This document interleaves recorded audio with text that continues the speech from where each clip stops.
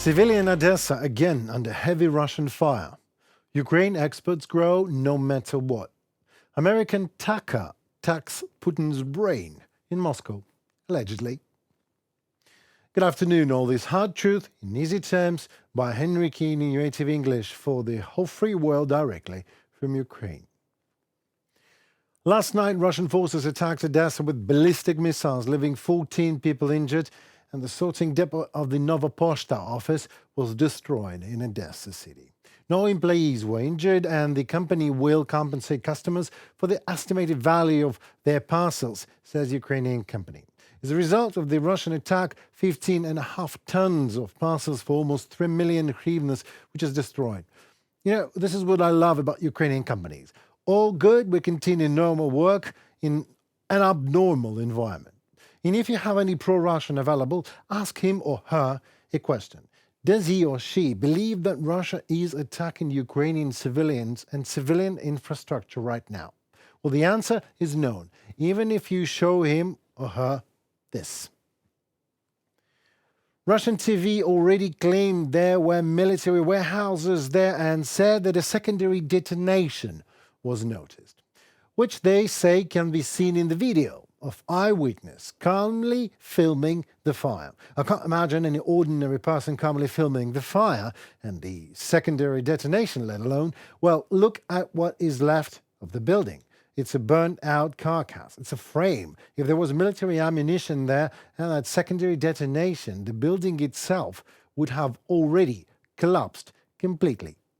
I mean, how cool is to be a Russian propaganda talking head these days? Wherever the missile hits, it's a warehouse full of ammunition. Like that.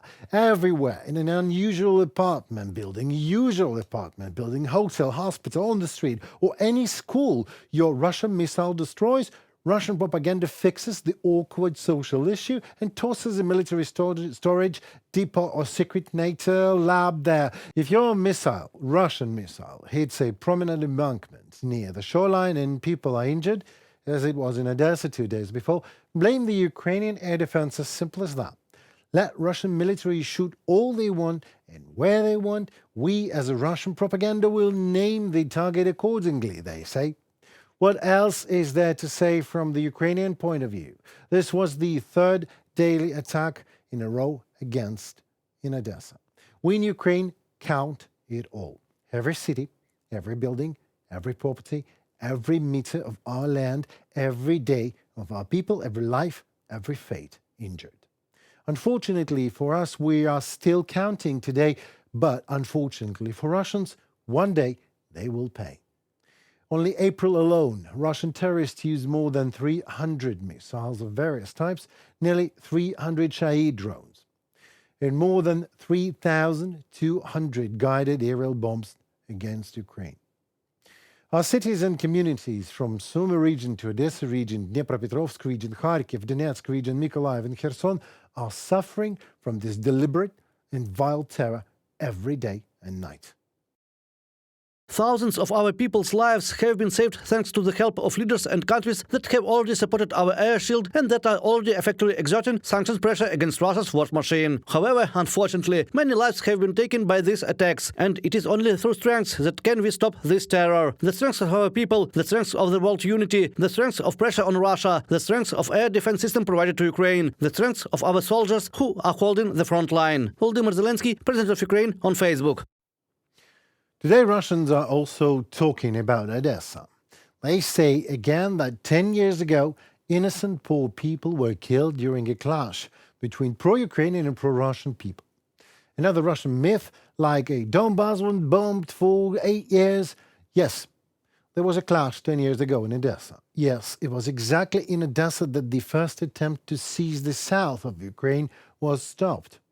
Yes, pro-Russian forces were armed and shot at unarmed people. Yes, when the Ukrainians pushed them back, just as it happened in February 24th, 2022, Russians set the building on fire. Yes, there were Russians hiding in there. And yes, Russians burned Russians. As they always do, actually. And of course, they always blame Ukrainians for that and for everything, because obviously it is impossible for even Russians to admit they are Russians enough and can be that inhumane.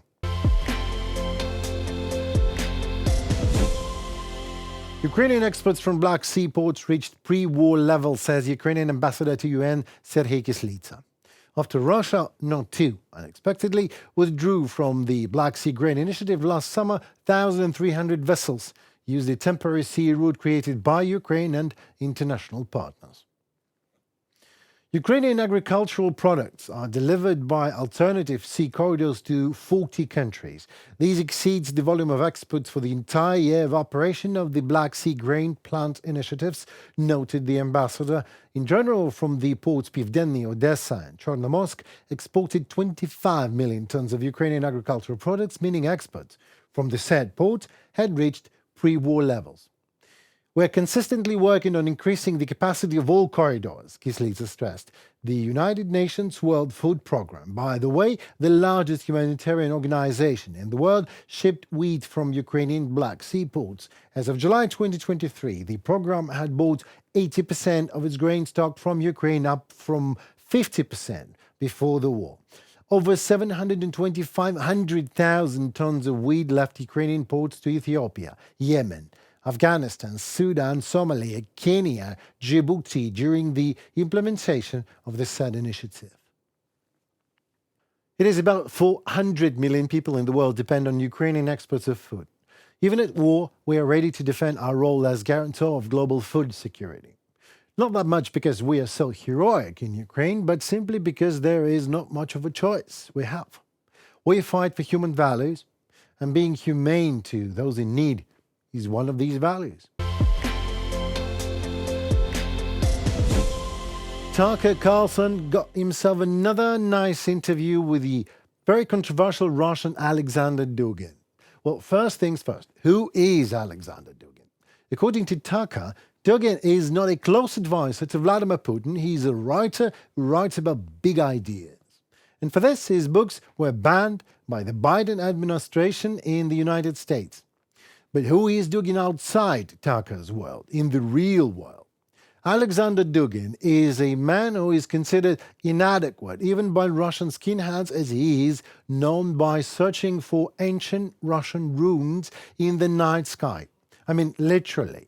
So Alexander Dugin is not someone who is just Russian-minded. Alexander Dugin is Russian out of his minded. Absolutely. Yet introducing Dugin, Carlson says that in the West, he is called, I quote, Putin's brain. Well, I'm so ready to confirm that. Outdated, derailed, imperial, arrogant, pseudo-intelligent and belligerent Russian fascist. Tucker also claims Dugin big ideas to be, I quote, deeply offensive to some people. Also true, since I find it deeply and personally offensive when someone is trying to explain to me the perverted logic of the necessity of my extermination and calls it a big idea.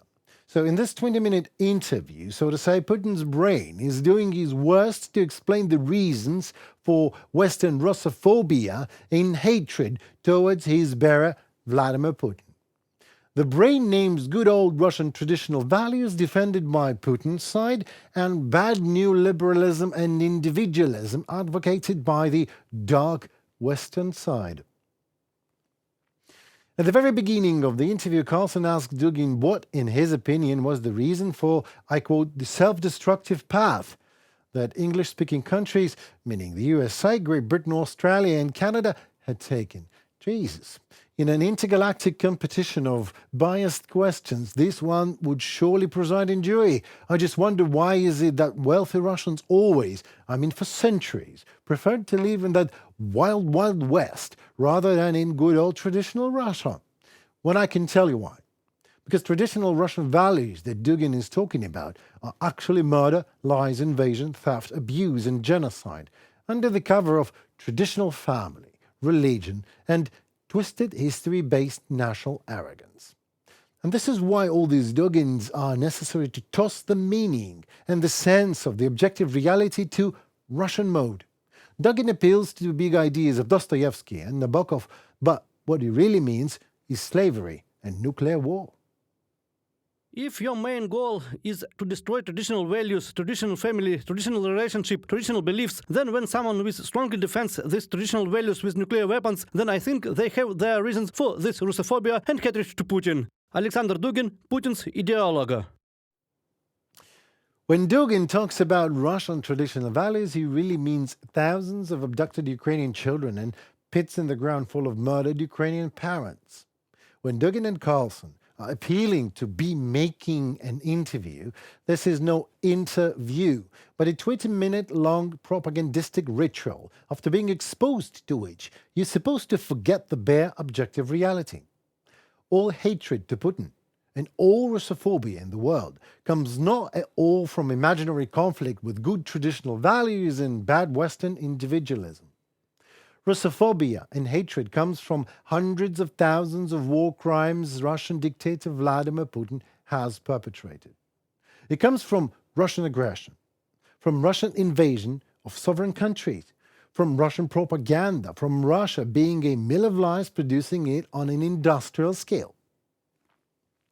You see, no one hates nations and its presidents because of some big ideas. It was not Dostoevsky and Nabokov, after all, raping women in Ukraine. These were Russians. They were Putin's soldiers. And now Putin's brain is trying to convince you that it never happened in the first place, or it had happened because there was a proper Russian reason for that to happen. Putin's brain is about to convince you that Russia has a right to murder us in Ukraine. A great Russian sacrosanct right to murder anyone Russia just does not like. You, your spouses, your kids, a sacrosanct Russian right to invade sovereign country under all made-up pretext and rape and murder and burn and lie about it while it's ridiculously presiding over UN Security Council, just by the way. Well, no, these are not big ideas of Dugin and that incite Russophobia in general and hatred to Putin in particular. It is a big crime of an indicted Russian Tsar and his infantile nation incapable of getting rid of him, and their childish idea of greatness that disappears in thin air as soon as exposed to facts. And the fact is, as per good old traditional Russian writer Dostoevsky, every crime deserves a punishment. So we talk in Hague, Putin's brain Dugan. Don't forget your bearer. And one more thing here. Almost 3 months ago, Tucker Carlson delivered Putin's 2-hour fancy speech, the crux of which was that Poland was guilty of World War II and Hitler's invasion into Poland. And the reason for Russia's brutal invasion of Ukraine was the events of the 15th century and all these mythological but still monstrous Nazis in Ukraine. A couple of weeks later, Carlson said it was the dumbest thing he'd ever heard. Therefore, everything that Putin's brain Dugin recently voiced is also about that level of intellect. Just wait for Carlson to announce it. Well, that will be it for today. Thank you so very much for watching. Stay updated. Please comment, like, subscribe to UATV English channel for more news from Ukraine directly. Your support matters a lot. Thank you and see you soon.